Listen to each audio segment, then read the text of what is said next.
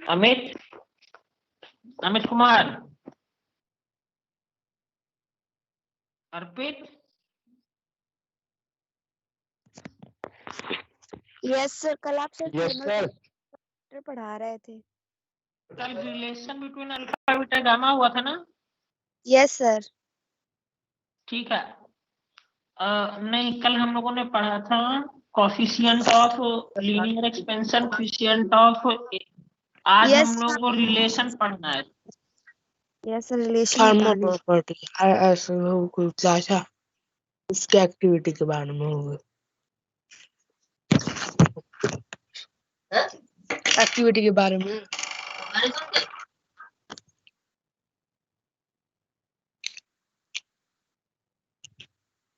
चलिए हेडिंग डालिए, relation between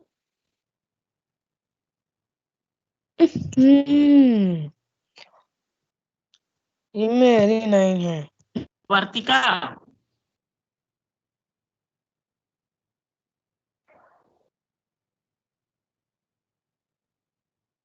heading डालना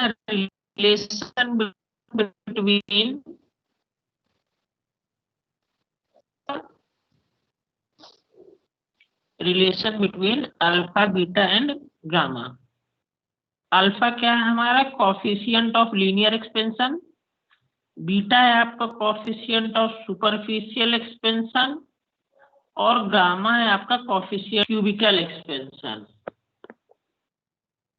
अब इनके बीच में आपको रिलेशन निकालना है।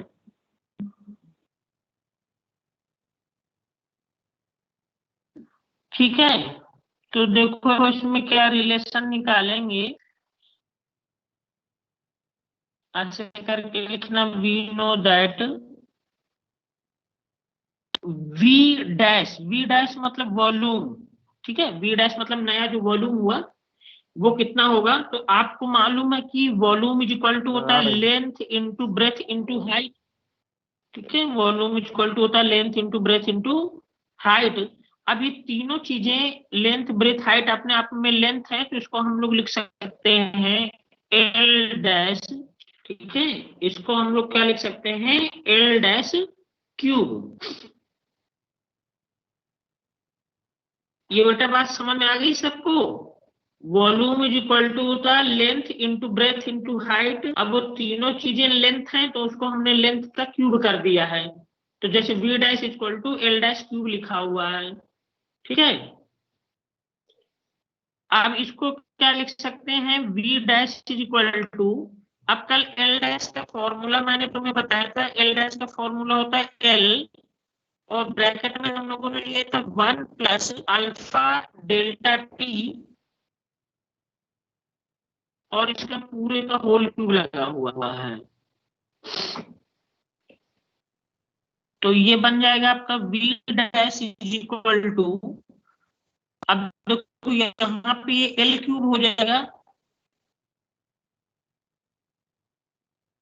और ये आपका 1 प्लस अल्फा डेल्टा टी का होल क्यूब, ऐसे करके।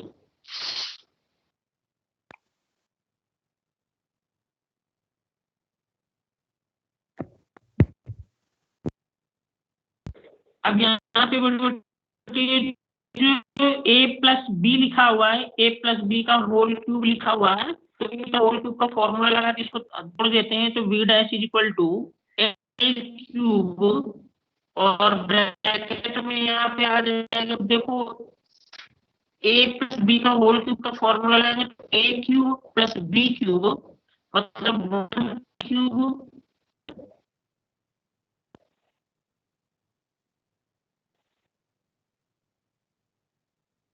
अल्फा क्यूब है, ब्रैकेट में a प्लस बी, तो मतलब 1 प्लस अल्फा डेल्टा टी आ जाएगी आपका।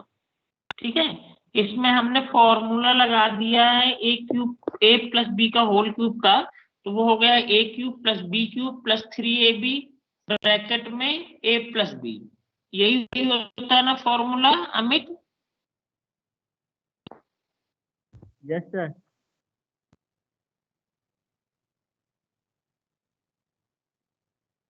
अभिलाष तिवारी,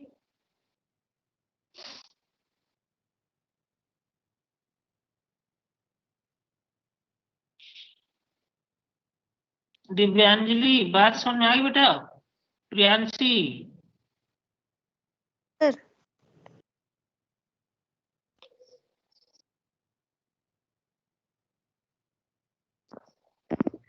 ठीक है। तो अब यहाँ पर हम लोगों ने फॉर्मूला लगा के इसको तोड़ दिया। अब इसको देखो ऐसे अलग अलग लिख लेते हैं। ये लिख सकते हैं v dash is equal to, ये होगा आपका l क्यूब, 1 का क्यूब करेंगे तो 1 ही आ जाएगा, plus alpha cube delta T cube,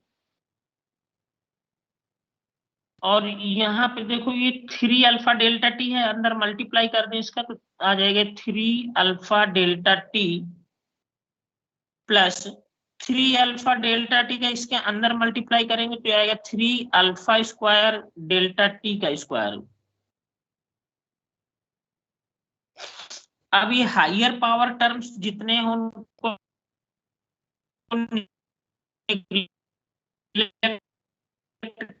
कर देते हैं। हायर पावर टर्म्स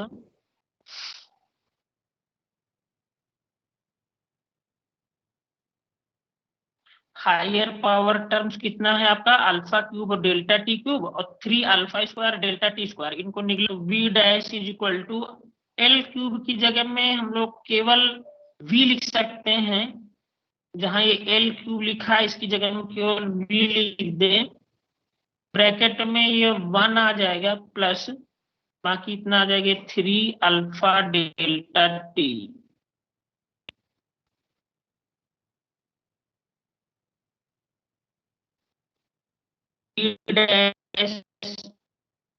पे बेटे देखो v का अंदर मल्टीप्लाई कर दो क्या आ जाएगा v3 v, इस v को इधर ले आओ तो आपका बनेगा v dash minus v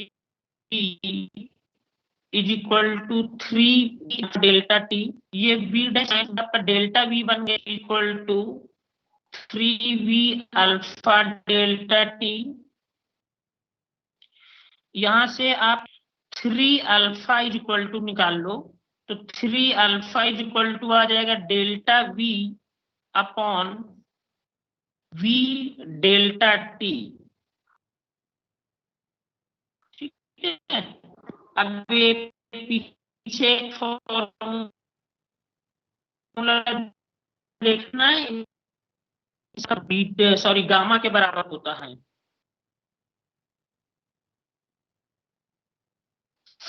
v upon v delta, तो आपके पास आ गया 3 alpha is equal to gamma, यानी कि अल्फा इज इक्वल टू आ गया आपके पास gamma by 3।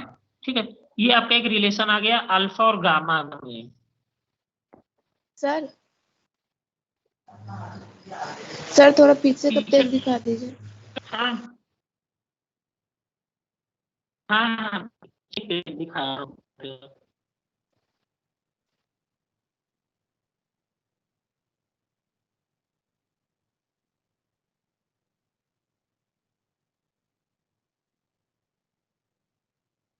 Sir video pause है।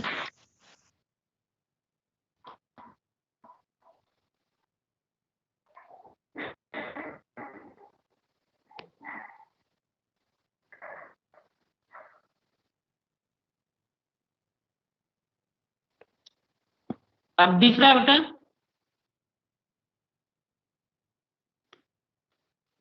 Yes sir. Yes sir.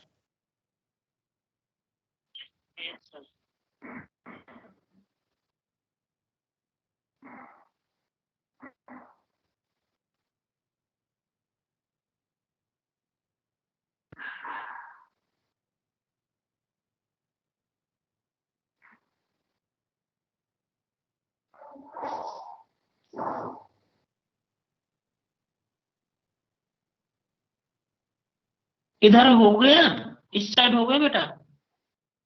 Yes sir हो गया। Yes sir. ठीक है, तो आपका अब इधर आ जाएगा 3 alpha is equal to gamma, तो alpha is equal to gamma by 3 आ जाएगा आपका।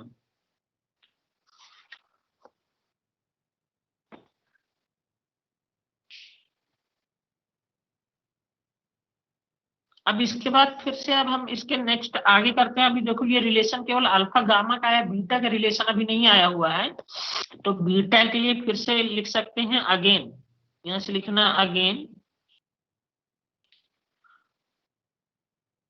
फिर लिखना वी नो दैट, फिर से क्या लिखेंगे, अब जैसे पीछे हम लोगों ने v dash is equal to लिखा था l डैश क्यूब, तो यहाँ पे अब एरिया की बात होगी, क्योंकि हमें बीटा व ए डैश, एस डैश मतलब new area, is l dash square लिखेंगे आप, ठीक है, l डैश का स्क्वायर। पहले वॉल्यूम का रिलेशन चाहिए था तो l डैश क्यूब किया था, अब यहाँ पे एरिया के साथ रिलेशन चाहिए तो एस डैश स्क्वायर कर देते हैं यहाँ पे। तो ये आ जाएगा S dash is equal to L dash की वैल्यू वही लिखेंगे फिर से, एल ब्रैकेट में 1 प्लस अल्फा डेल्टा टी इसका होल स्क्वायर। तो एस डैश की वैल्यू कितनी आ जाएगी, देखो इसका स्क्वायर करेंगे तो ये एल स्क्वायर आ गया है, और ये ब्रैकेट में 1 प्लस अल्फा डेल्टा टी का होल स्क्वायर बनेगा यहाँ पे। इस होल स्क्वायर को तोड़ेंगे तो S dash is equal to ये एल स्क्वायर, और ये बन जाएगा आपका A plus B star plus 2ab और 2 अल्फा डेल्टा टी। फिर से हायर पावर टर्म्स को निग्लेक्ट कर देते हैं,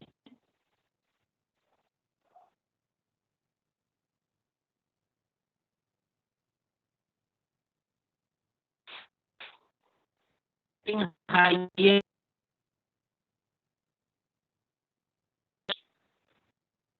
तो S dash is equal to, अब जहां पे ये एल स्क्वायर है ये आपका, क्योंकि ये और यहाँ पर देखो 1 का स्क्वायर करेंगे तो 1 आएगा, प्लस इस टर्म को निग्लेक्ट कर दिया, हायर पावर टर्म है तो यहाँ पे केवल ये बचा रहेगा 2 अल्फा डेल्टा टी।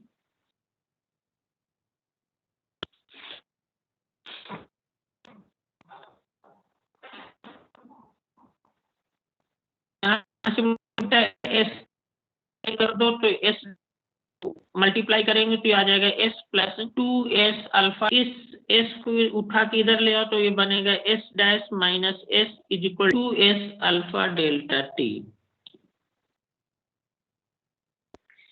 ये आपका डेल्टा एस हो गया यहाँ पर equal to 2s alpha delta T.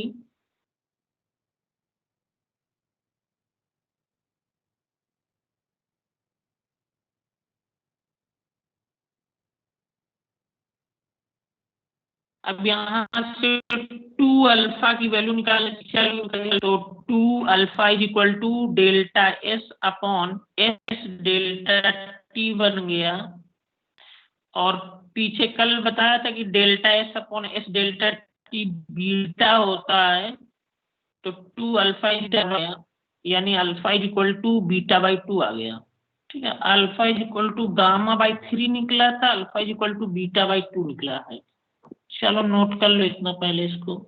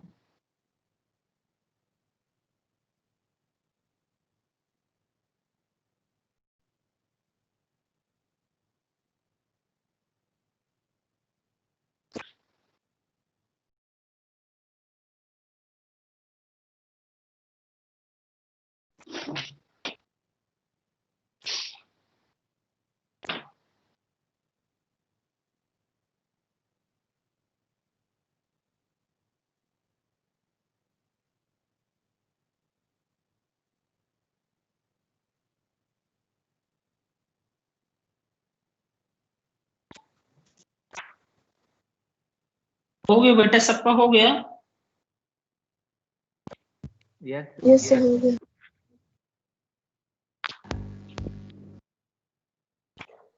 तो चलिए अब नेक्स्ट टॉपिक।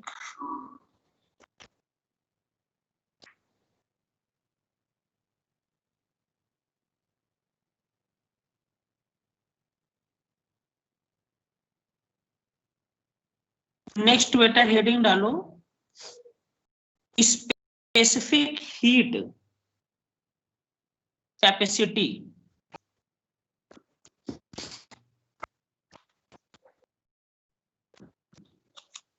ठीक है, नेक्स्ट हेडिंग डालो, स्पेसिफिक हीट कैपेसिटी।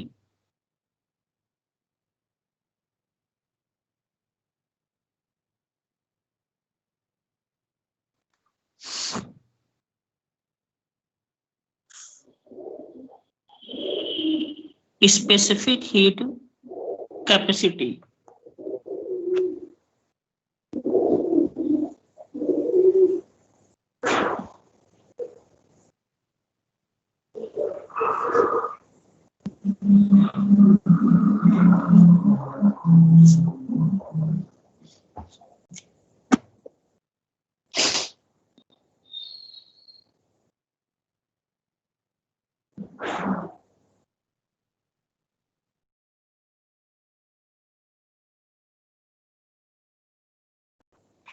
इसमें लिखो बेटा, स्पेसिफिक हीट कैपेसिटी होती क्या है, पहले लिख लो फिर मैं समझाता हूँ क्या है ये।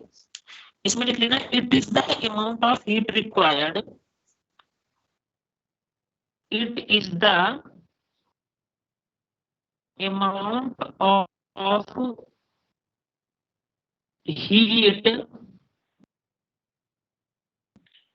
Required for unit mass substance, for unit mass substance to raise its temperature,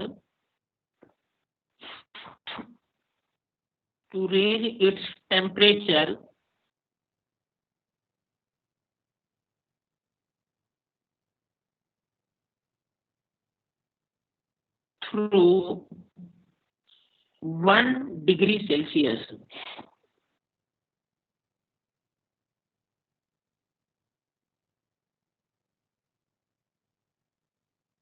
फिर से बोले दे रहा हूँ, क्या क्या बोला लिखा है, it is the amount of heat required for unit mass substance to raise its temperature through 1 degree Celsius। मतलब ये लिखा हुआ है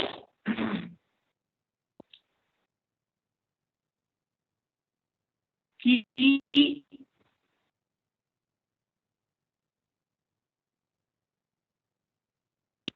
अगर यूनिट मास सब्सटेंस को रिलाइज ऑफ टेम्परेचर करना है, मतलब 1 डिग्री टेम्परेचर बढ़ाने की जरूरत पड़े, उस अमाउंट ऑफ हीट को हम लोग क्या करते हैं, स्पेसिफिक हीट। ठीक है, अगर कोई यूनिट मास सब्सटेंस दिया गया है, उस यूनिट मास सब्सटेंस को यूनिटी टेम्परेचर बढ़ाने के लिए जो अमाउंट ऑफ हीट की जरूरत पड़े, उसको हम लोग कह दिया करते हैं स्पेसिफिक हीट। ठीक है, it is denoted by C, it is denoted by C. तो सी इज इक्वल टू क्या हुआ, amount of heat required to raise the temperature of a unit mass substance, मतलब m। तो कितना टेम्परेचर से, delta T. ठीक है, तो डेल्टा क्यू इक्वल टू कितना बनेगा, delta Q equal to C M delta T. ठीक है, ये अमाउंट ऑफ हीट का फॉर्मूला हमेशा याद रखना होगा आपको। ये सी क्या है, हमारा स्पेसिफिक हीट है। इसी की हेल्प से देखो डिफिनीशन लिखी हुई है कि अमाउंट ऑफ हीट रिक्वायर्ड, मतलब ठीक है, ये किसके बराबर होगा, स्पेसिफिक हीट के बराबर होगा जब यूनिट मास सब्सटेंस लिया जाए और चेंज इन टेम्परेचर भी 1 डिग्री सेल्सियस लिया जाए, तो स्पेसिफिक हीट जो है आपका अमाउंट ऑफ हीट रिक्वायर्ड के बराबर होगी। तो delta Q is equal to C M delta T आ जाएगा। फॉर्मूले से आप लोग एसआई यूनिट निकाल सकते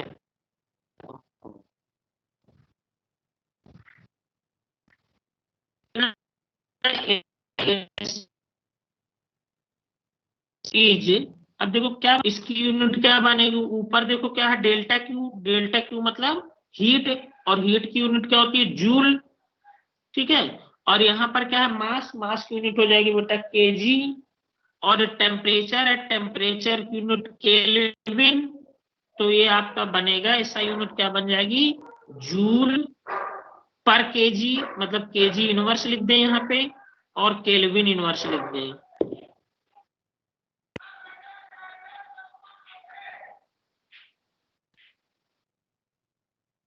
ठीक है, सब बातें समझ में आ गई ना। सी क्या है यहाँ पर,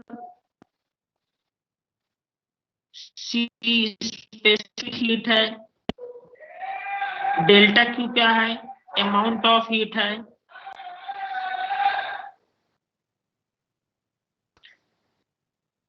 एम क्या है मास ऑफ,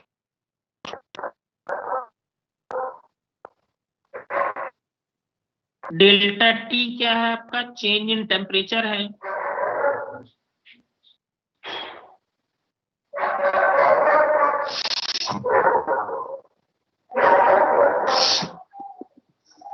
तो ये बात आपके सामने मोलर वो सॉरी स्पेसिफिक हीट की बात हो गई है।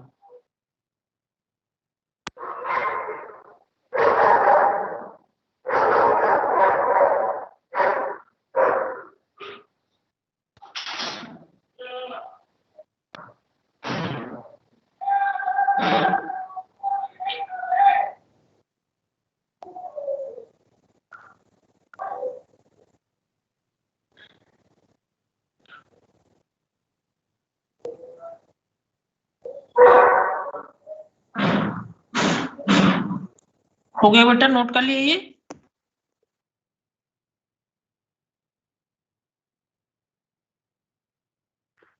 जी सर आपकी स्क्रीन ब्लर हो गई पूरी।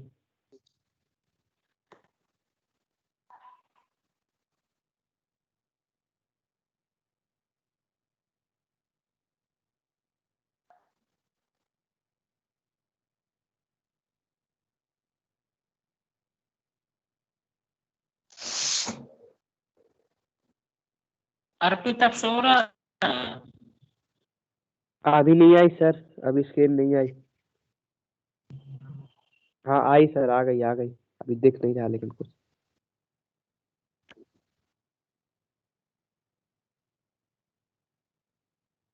Yes sir. ठीक है, अब जैसे हम लोगों ने यहाँ पे लिखा है स्पेसिफिक हीट कैपेसिटी, वैसे ही अब नेक्स्ट हेडिंग डालेंगे मोलर स्पेसिफिक हीट कैपेसिटी। ठीक है, नेक्स्ट हेडिंग डालेंगे मोलर स्पेसिफिक हीट कैपेसिटी।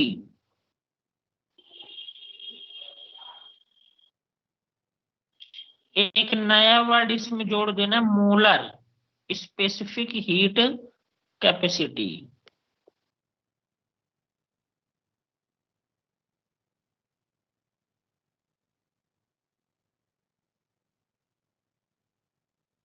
वहां पे केवल स्पेसिफिक हीट कैपेसिटी था, तो यहाँ पर हमने यूनिट मास सब्सटेंस लिया था। यहाँ पे मोलर की बात हो रही, मतलब नंबर ऑफ मोल्स की बात होगी। ठीक है, तो इसकी डिफिनीशन लिख लेते हैं। It is the amount of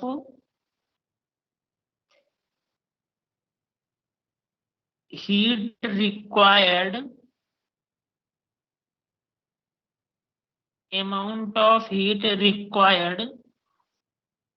by 1 mole of substance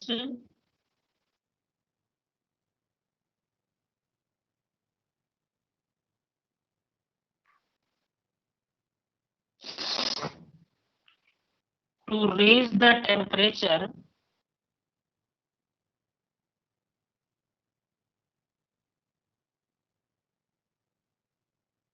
through unity मतलब वही 1 डिग्री सेल्सियस है। कि बात वही है पूरी तरीके से, फिर से वही बात वही है जैसे पीछे लिखा था। पीछे केवल हम लोगों ने 1 ग्राम मास लिया था, केवल यहाँ पे नंबर ऑफ मोल्स लिया, सिर्फ इतना ही डिफरेंस है, अदरवाइज सब चीजें बिल्कुल। तो यहाँ भी मोलर स्पेसिफिक हीट डिनोट के C से C equal to delta Q upon जो मास है उसको N से लिए नंबर ऑफ मोल्स को, और डेल्टा T हो गया ये। तो यहाँ से अगर डेल्टा क्यू की वैल्यू निकालेंगे तो क्या लिखेंगे, N सर। C delta. हाँ बेटा। सर यहाँ पे क्या लिखा, टेम्परेचर के बाद to raise temperature through unity, temperature through unity. Okay ठीक है, तो यहाँ से N क्या है आपके यहाँ पे नंबर ऑफ मोल्स हैं। अब देखो यहाँ पे अगर ये अब इसकी यूनिट अगर निकाली जाए, SI unit of molar specific heat, SI unit of molar specific heat as. अब यहाँ पे देखो इसकी यूनिट निकालनी है तो ऊपर जूल है, ये मोल है, नंबर ऑफ मोल्स को क्या लिखेंगे, मोल इनवर्स, जैसे उसमें केजी इनवर्स था यहाँ पे मोल इनवर्स हो जाएगा आपका, और केल्विन इनवर्स तो है ही यहाँ पे, तो ये आ जाएगा डेल्टा क्यू की जगह में joule, mole inverse, kelvin inverse.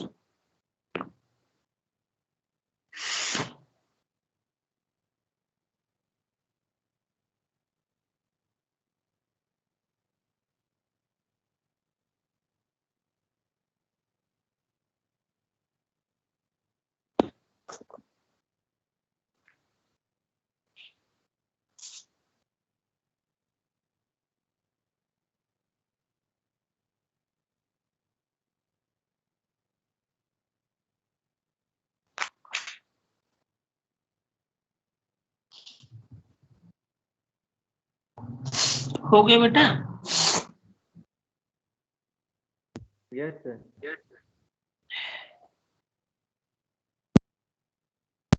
बस बेटा आज इतना ही करा रहे हैं अभी, ठीक है, बाकी अब कल करेंगे नेक्स्ट क्लास में।